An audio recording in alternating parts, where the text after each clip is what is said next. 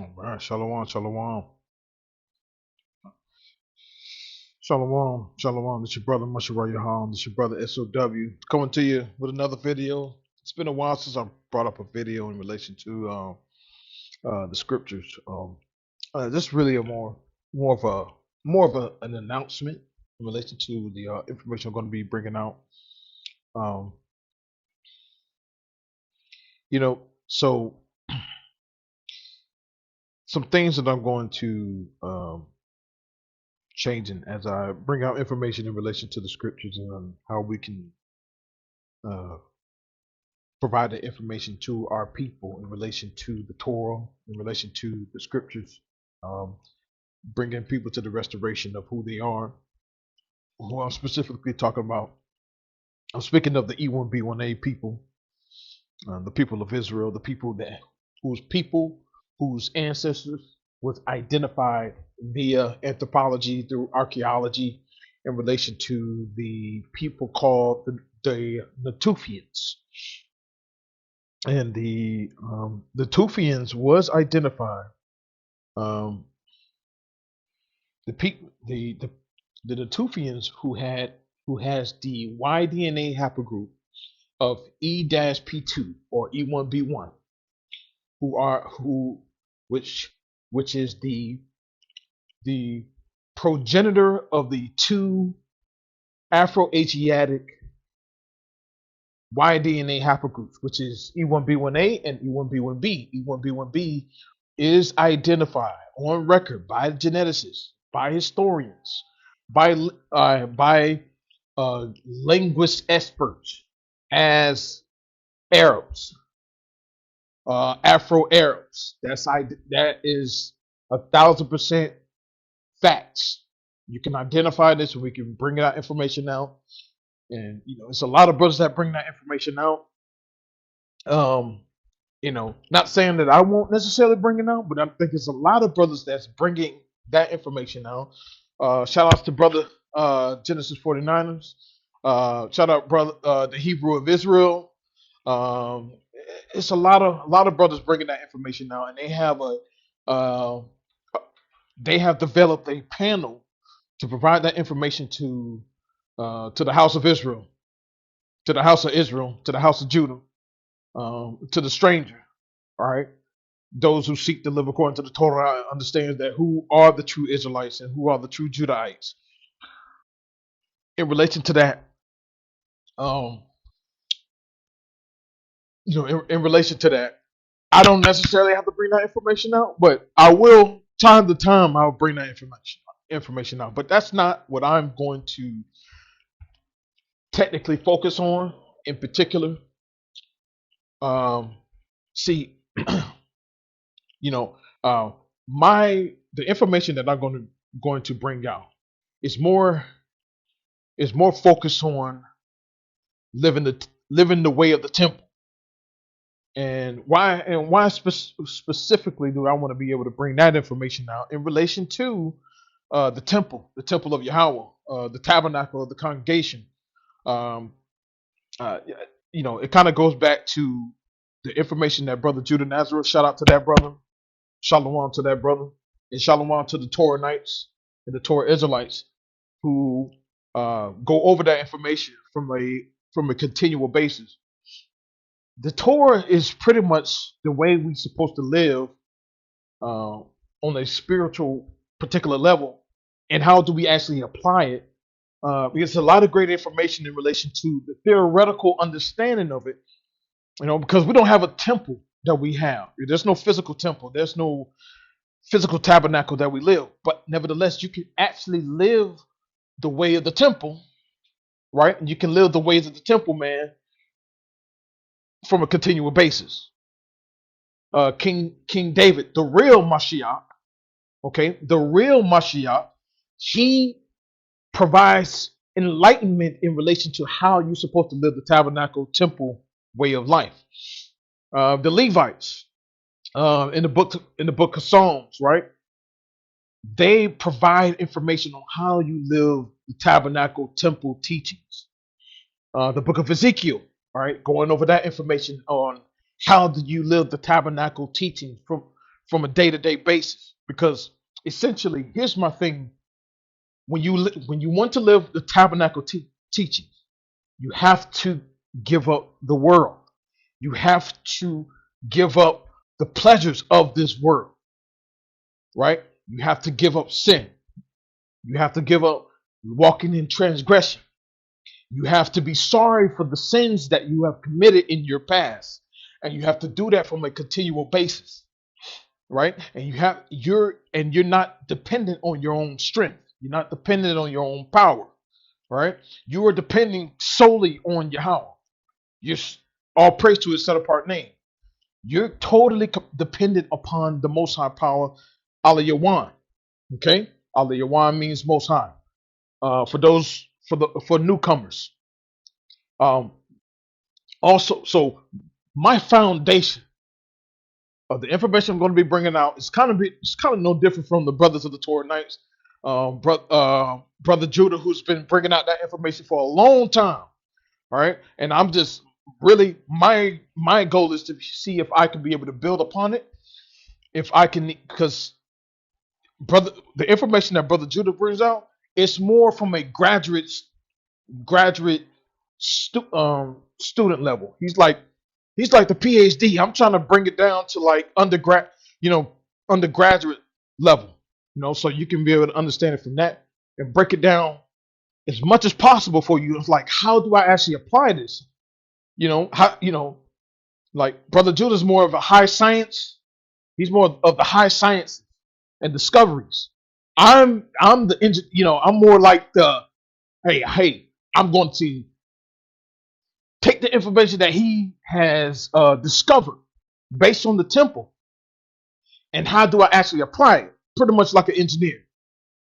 My goal is to be able to say, okay, let's break this down and let's see if we can help you to get an understanding on how to how you understand the basics of living the temple, or how, because you can't get into the temple first until you can't go into the temple first until you sacrifice yourself on the altar as an offering made by fire of a sweet savor unto Yahweh. What do you mean by actually making a sacrifice? What are you doing that's preventing you from living the way of the Torah? Is it your friends? Right? Is it your friend? Is it your girlfriend? Is it your wife? Is it, not saying that you're trying to divorce from your wife, not trying to do that. But I'm just saying, what is preventing you from living being complete devotion, living in complete godliness to the Most High power? Excuse me. So that's the information that I'm going to be bringing out. And so I'm here at Ezra chapter 7, verse 10. When Ezra was preparing himself to be to administer the Torah and give the people the scriptures and organize the people so they could properly live the Torah and so they could reorganize themselves as a nation after returning to Judea or Judah. Ezra had to put himself under a particular process, right? He had to put himself on the process. And this is Ezra chapter 7, verse 10. For Ezra had prepared his heart to seek the Torah of Yahweh and to do it and to teach in Israel statutes and judgments, right?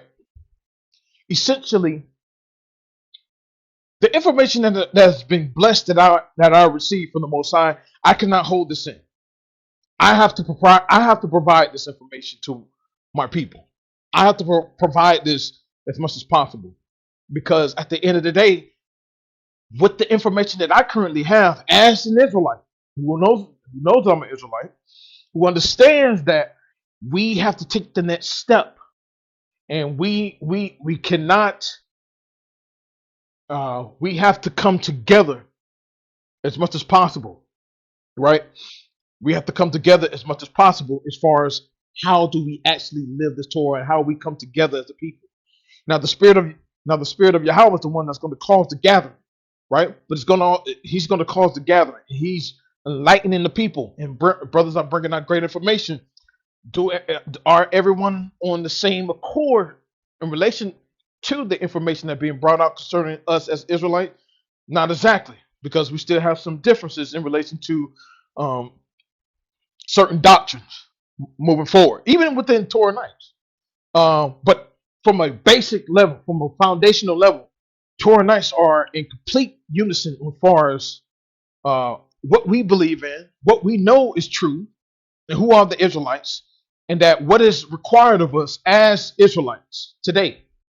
So I just wanted to come out and bring out that information. Like, I'm going to be bringing out more information, more videos in relation to the Torah, more information in relation to the temple and to the tabernacle. It's like, hey, this is what this means. What does it mean for you today as an Israelite? All right. What does it mean? How do you actually live it? Remember, I brought up a video. This is a while back. This is maybe back in 2019. I brought up a video in relation to um, circling around the copper altar. Right? We talk about the copper is symbolic of profaneness. It's a symbolic of profaneness. Okay. Um, it's also represent. It's the word nachash. It comes from the word serpent, right? Right from the mouth of the serpent. And what is on the serpent is on the head of who? On the cover of the Pharaoh, right? If you look at the Pharaoh's cover.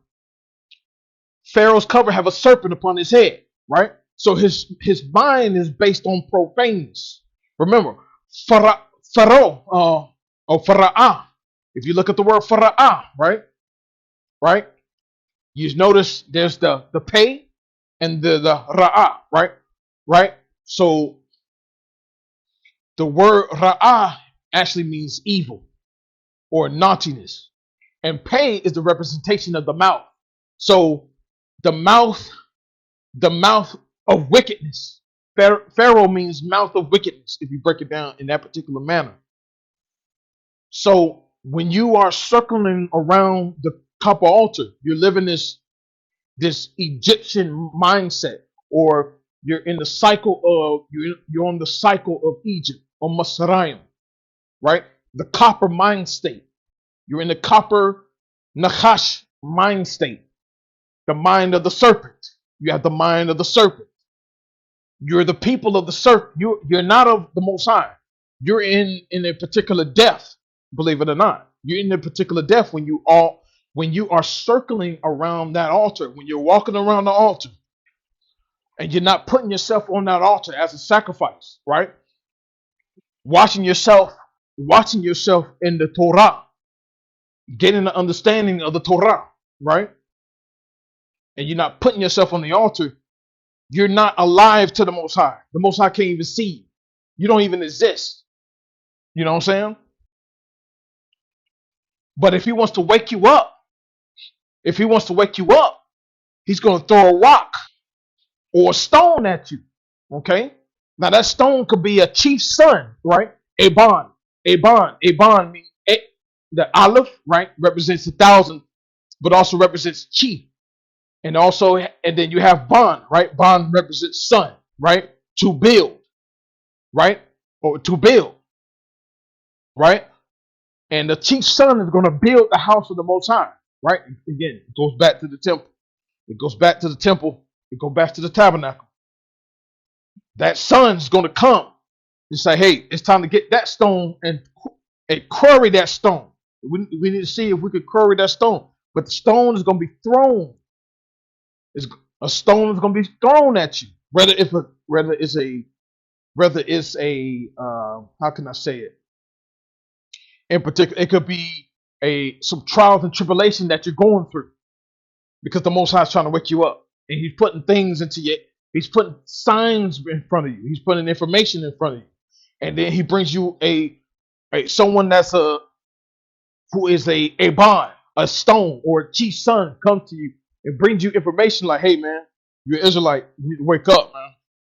You need to turn from your wicked ways. You need to turn to righteousness and seek after Yahweh. Yahweh Akkad, Yahweh Badad. Yahweh was with us in the wilderness, and there was no strange idol with him, right?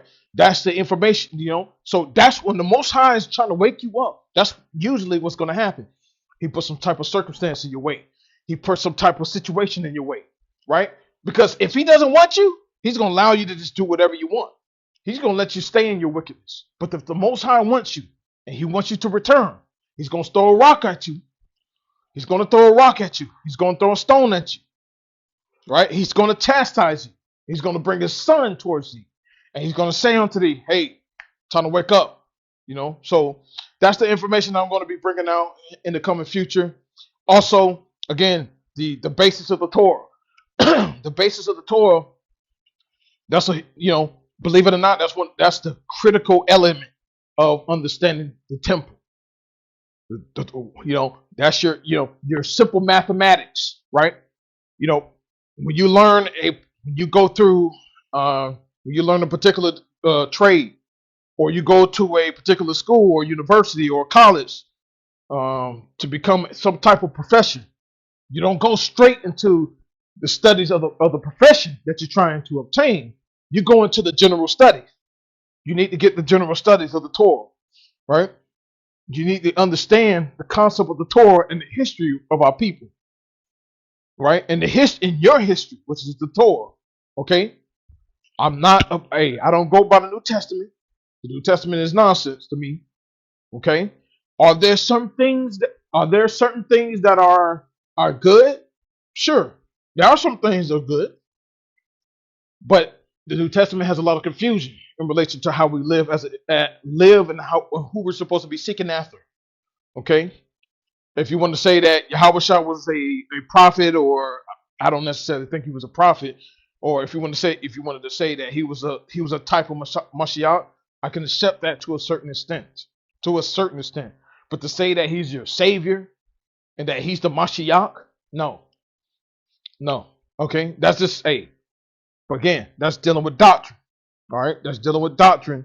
And again, the Most High already said that Dawit is the Mashiach. Okay, but nevertheless, that's all I have to say for this particular